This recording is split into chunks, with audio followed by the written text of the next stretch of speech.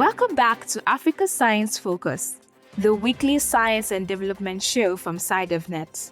I am Titilope Fadari. This week, we're going to discuss the significance of ethics in science. Ethics are moral guidelines for a profession. Ethics in science promotes responsibility and scientific integrity.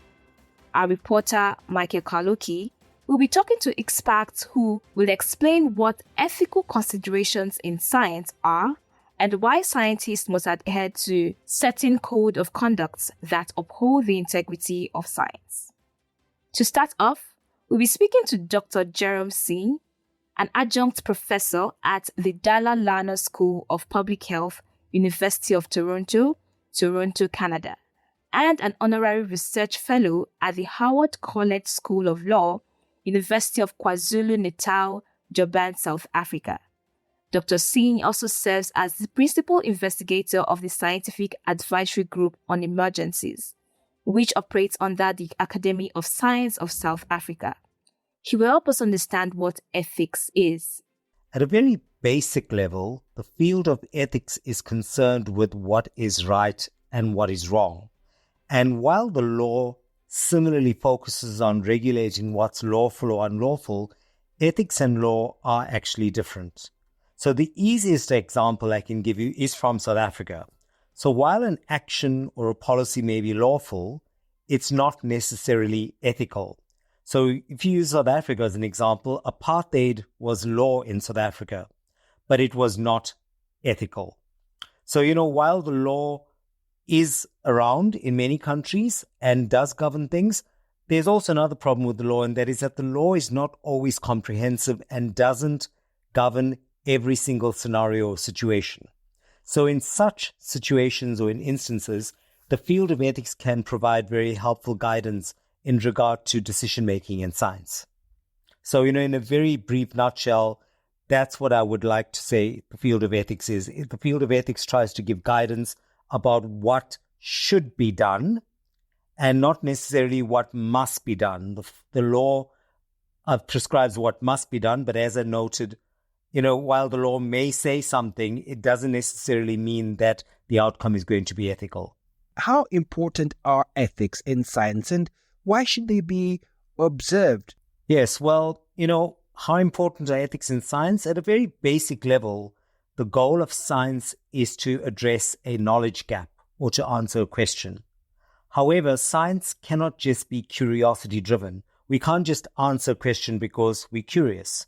We must also appreciate the ethical dimensions of the goal of the proposed scientific inquiry and also the ethical dimensions of the proposed methodology and what will be done with this information once the answer is provided. So, for example, while it's important to understand, for example, the thresholds of human pain, and it's an important goal to know this, it would be unethical to subject people to unnecessary pain and suffering just to answer the question. Now, during World War II, this is exactly what happened. Nazis subjected Jews, Romani, who are also known as the Gypsies, and gays to painful and often fatal experiments without their informed consent. So to give you an example, limbs were very often amputated without anesthetic. Now, the field of bioethics emerged in the aftermath of World War II, as the world began to appreciate that scientists and medical doctors and policymakers sometimes prioritize the goals of science ahead of the welfare and the interests of study participants. And the field of ethics therefore emerged, and the main point of the field of ethics is that the interests and welfare of study participants is most important. So in a nutshell, why should ethics be observed in science? It's because we have to ensure that the welfare of study participants and the interests of study participants is prioritized. And when you've got the goal of science, the primary goal of science is to answer the question. And we can't answer the question without any sort of consequence or without considering the implications of that. So the field of ethics is there, in a sense, to ensure that science is done responsibly and that science actually takes into account the welfare and interests of study participants, but also wider society as well. We can't produce something that's going to be harmful to society just because we don't answer the question. So we can't create a new bomb if it's going to blow up the whole world. That would be something that's against the interests of society. It may answer the question as to whether this is possible or not, but it would be highly unethical if your experiment is going to cause harm to people or the environment. Dr. Singh, you have a keen interest in ethics. How did this interest arise? Well, my interest in ethics emerged in the late 1990s. I was a young student then, and I was listening to and reading reports of South Africa's Truth and Reconciliation Commission hearings. And when the report was published, it contained the evidence of dozens of people, including scientists, medical doctors, and other people, who basically revealed that the apartheid government had been running a covert chemical and biological warfare program, and that some people had been subjected to unethical experiments. And that realization had quite a profound impact on me, because I realized that scientists and medical doctors willingly supported such research, and it shocked me and made me realize that, just law alone is not a good safeguard against unethical research. And just because somebody is a medical doctor doesn't necessarily mean that he or she has the best health interests of the people that they are treating at heart.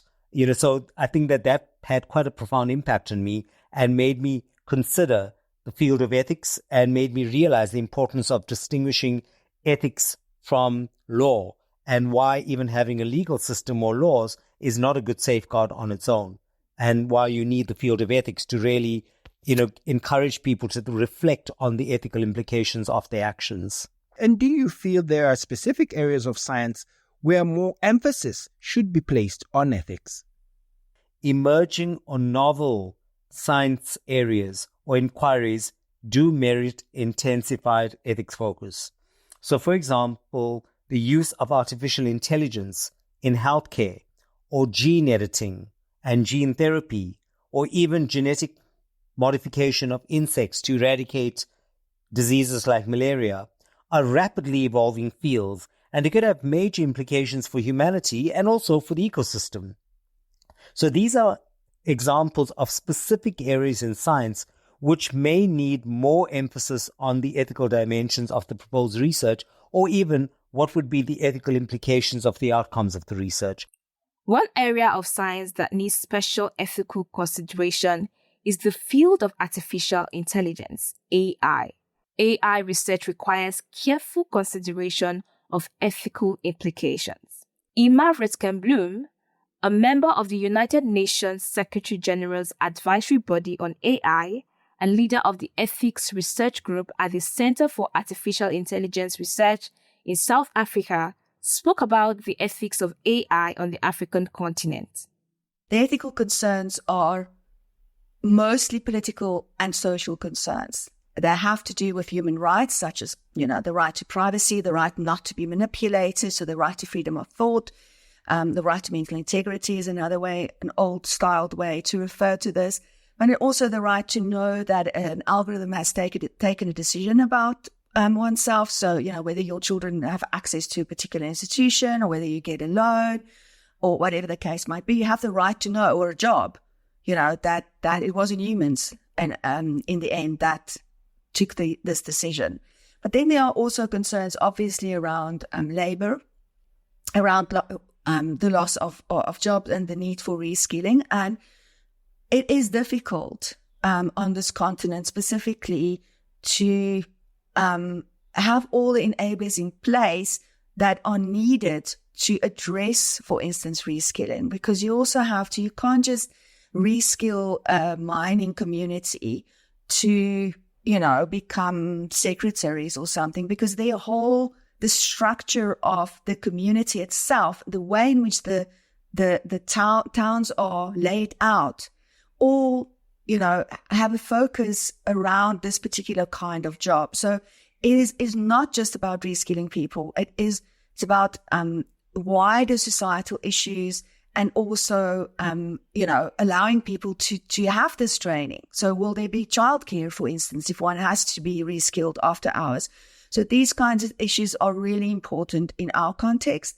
And then also, of course, exclusion from international debates.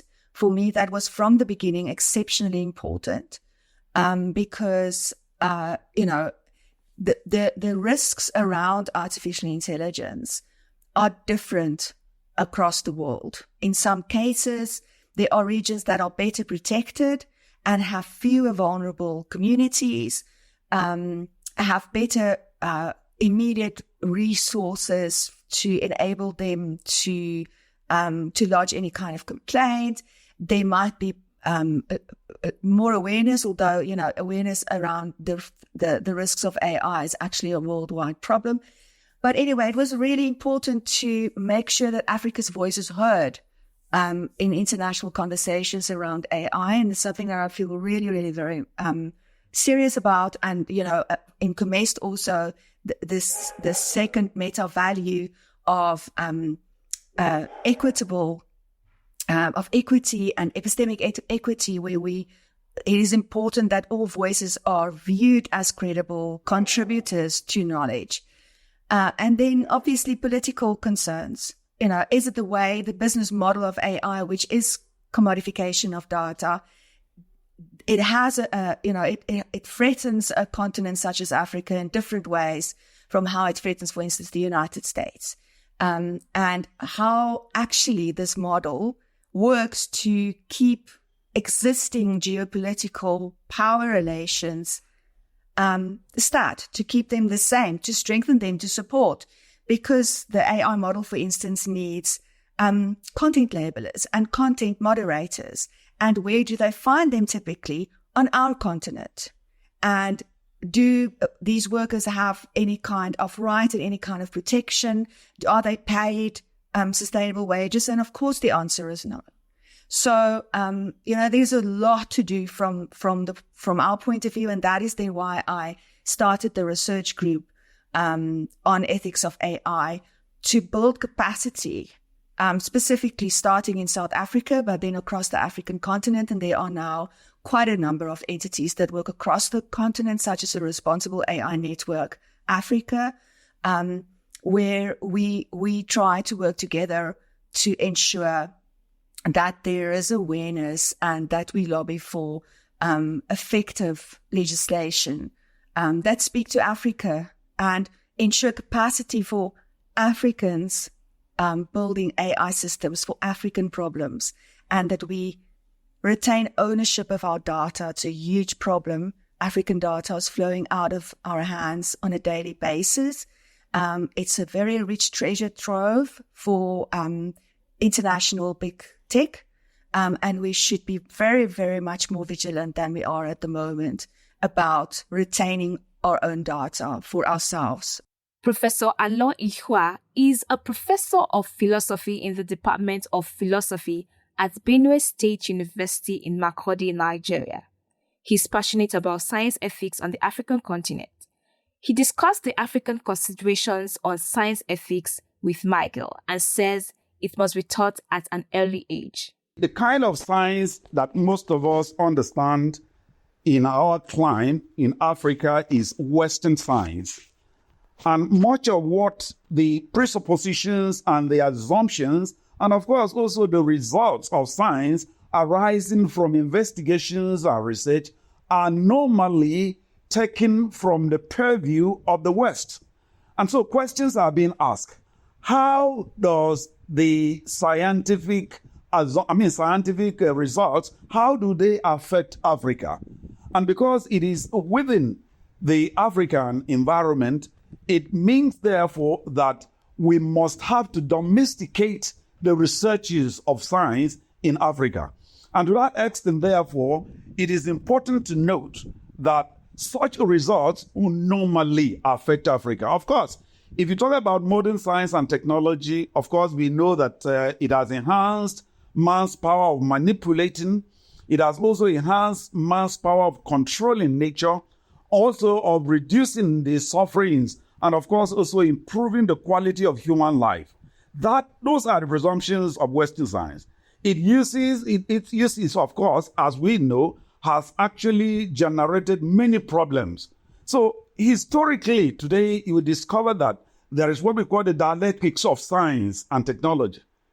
Science and technology are more increasingly assuming paradoxical dimensions They are assuming more purposeful and, of course, also purposeless, making it even more meaningful and also bizarre. Of course, our science is very useful. It is also destructive. So we make to understand that I now discover that because of the destructive nature of science, because of the destructive nature of the bizarre nature of the results of science, we have come to understand that within the African community, science has destroyed quite a number of people's lives, much as it has achieved many. How do African scientists currently approach ethics, and what is the African ethical perspective? When you start a discussion with a scientist, even though I have not had it at a global level of gathering scientists and talking to them, but I have had discussions with individual scientists. And whenever you start a discussion with them, they are quick to remind you that science is a disinterested endeavor. In other words, they are making claims to the effect that science is a neutral, engagement. In other words, there are no ethical barriers to science. But for many of them, I have tried to talk to them and to make them remind them that, of course, I agree with them that science is by way of voluntary participation. In fact, but they should also mean that any researches of science must be from an informed position, And against the fact also that there must also be in terms of confidentiality in science. In fact, there is also this issue of communication, free communication of the result. So to this extent, I have made an attempt to educate them that they are not in a free world that allows them to carry out anything they want and to bring out any result, no matter how harmful it is. They must be guided. Would you say perhaps that there is a current threat to losing African cultural ethics? If you look at it from the global perspective, yes. But if you look at it from the micro level, there is what we may call a resurgence of meaning in African culture. Because, of course, people have now been lost in nothingness. They have been lost in nothingness because after pursuing the white man's tradition, if we may use that word, or pursuing the colonial education, we have discovered that we have to unlearn what we learned from the West. Because what we learned from the West is not sustainable. It is no longer making life meaningful to the African. And that is why, for many of us, you discover that many of these people, Africans, who have, Jakpa, which is the common word that Nigerians use to flee Nigeria and to go to they discover that they have more problems when they go to the foreign lands, because for the first time, they are meeting a culture that is so antagonistic to their way of life. So it is high time that we begin to reintroduce African cultural ethics into our ways of life. And to that extent, I can say yes, there is every reason to reintroduce cultural ethics in Africa. We go back to Dr. Singh to talk about the kind of ethical training African scientists should receive. There are many ethics programs that have been initiated on the continent, especially from around about the year 2000 upwards. I would say that's when, many ethics programs formally started to teach bioethics the field. Before then, there were a few programs as well, but I think a lot of the formal training programs have been foreign-funded training programs. So, for example, the United States government, through the National Institutes of Health, they've sponsored research ethics training to scientists and research ethics committee members and other people, whoever's interested in it, through their center called the Fogarty Center. Similarly, the Bill and Melinda Gates Foundation has sponsored training indirectly through different initiatives of theirs. Sometimes it'll be in the context of a specific disease like malaria research. You find that there have been British and European research training initiatives as well. So a lot of it has been foreign funded. And I think what I would like to see is more indigenous funded research ethics training programs that is open to scientists. You know what? I think sometimes administrators who want to serve in a research ethics committee will take this on because they sometimes, in some countries, you're now required to show proof that you've had training in ethics. So sometimes administrators will go through this training, but the scientists don't go through this training. So I think, the answer is that, are ethics being taught to scientists on the continent? Yes, but it depends on whether the scientists take up those opportunities. And, have I carried out ethics training on the African continent? Yes, I have actually, in South Africa, in East Africa, and in West Africa. I've conducted several different training sessions and on different areas. It could be something that's disease specific. Sometimes it was general ethics training on research ethics. So I think that, there is greater awareness and there's more opportunities for people to participate in ethics training.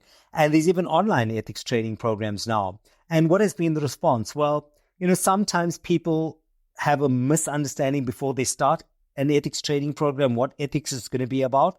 They believe that it's going to be boring or that it's too philosophical. It has no practical implications. But, I think by the end of a training program, many people begin to realize this is actually quite an important way of looking through an ethics lens at research.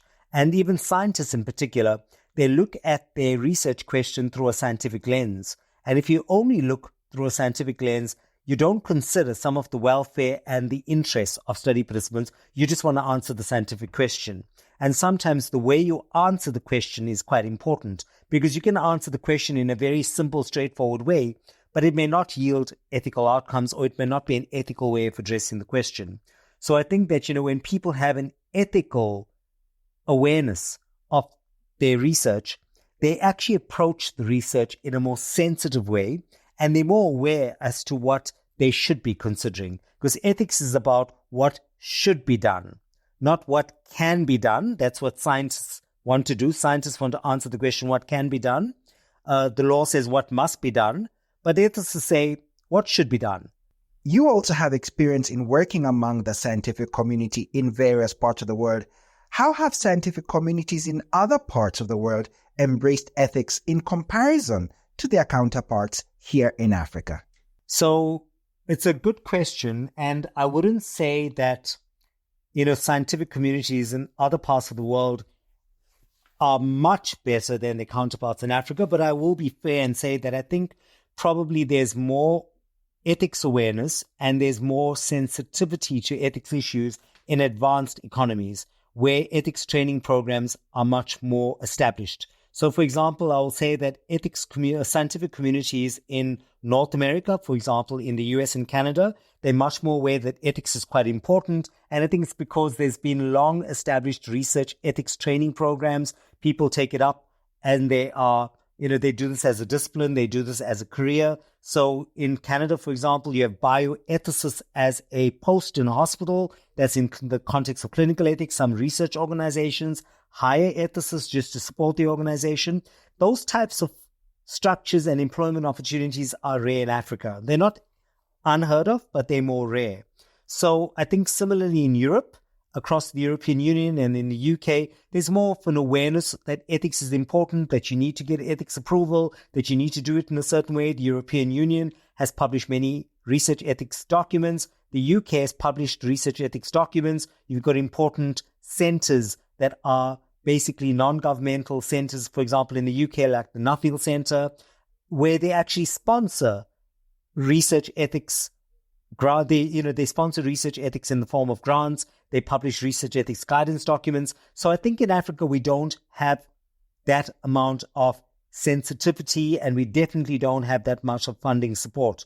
So very often in Africa, our ethics training programs are foreign funded, usually by the US government or in some cases, by the European Union or sometimes by the UK government. But the bottom line is that I think, I would say that the scientific communities in other parts of the world, because they've been more exposed and they're more sensitized to ethics, they are maybe more willing to embrace ethics in comparison to counterparts here in Africa, where ethics is still, people are not really too familiar with what it's all about. And because there's differentiating standards across Africa, in terms of, what ethics is and whether you need to comply, etc., and different standards maybe across even one country, I would say that there's probably a lower embrace of ethics amongst our scientific communities as a whole compared to our counterparts in, for example, in the US or Canada or even in Europe. Professor Emma Ruttkamp-Bloem explains the importance of ethics education. I can't speak for the whole continent, but I can speak of, what I know in general and, of course, in my own country. And I must say that the answer is that it isn't happening as widely as it should or as seriously as it should. And it is really important from my point of view that we start with this kind of training from primary school level. So it's not about, it's not about just saying that here is the little pamphlet for the ethical rules. And, this is just how it is, because that means that ethics is viewed as an add-on. It's viewed as an after the fact. Oh, goodness, we still have to do the ethics impact assessment. Let's tick all the boxes quickly. And that's exactly what we don't have. But if we don't start at primary school level, we have a higher risk of this being the way in which people view ethics, because it is then also an add-on. Oh, okay, before you graduate, you quickly have to do an ethics module. So rather, from the beginning, ask children, if you start, if you talk about, in physics, talk about electricity. So ask about societal questions around that. Ask, how are societies impacted? So students or children must know from the beginning that the products of science, in the end, play a role in real societies. It's part of our real world, and they can have real world impacts. So as wonderful as they are, we have to always think about the context within which those products will, in the end, be realized. For instance, I'll give you one example from the AI context also. It is a really important thing, for instance, that many people believe this, and I'm not saying it's not the case, but, that children learn to code from a very young age. But I can tell you now, from the work that I've done on the UNESCO recommendation on the ethics of AI, and from my work at the UN body, and from all my policy work, it is very dangerous to simply teach children to code and not teach them what it is that the coding will enable them to do in the societies that they live in. They all want to become an Elon Musk. And of course, they want to become rich because they want to help their families. But they are not taught that this is a technology that they are working with, or that they will be designing and developing, that can also cause very great collective harm. So for me, I cannot stress it enough that it is really important that we have this kind of training from primary school level, and that children are taught that ethics is about reasoning, about thinking, about dilemmas, thinking how to solve them, what is the best approach, or which community will be impacted and how, and what can we do about it, so that it's a dynamic process. And it will be wonderful if we can instill that in students or children from a young age. That's all from us at Africa Science Focus today. If you want to find out more, head to SciDevNet website. That's www.scidev.net. Today's show was produced by Alice Hurst with editing by Ogechi Ekiayawo and reporting by Michael Kaloki. I'm Titilope Fadari. Until next time, goodbye. Africa Science Focus is produced by SciDevNet and distributed in association with your local radio station. This podcast was supported by the Science Granting Council Initiative, which aims to strengthen the institutional capacity of 18 public science funding agencies in Sub-Saharan Africa.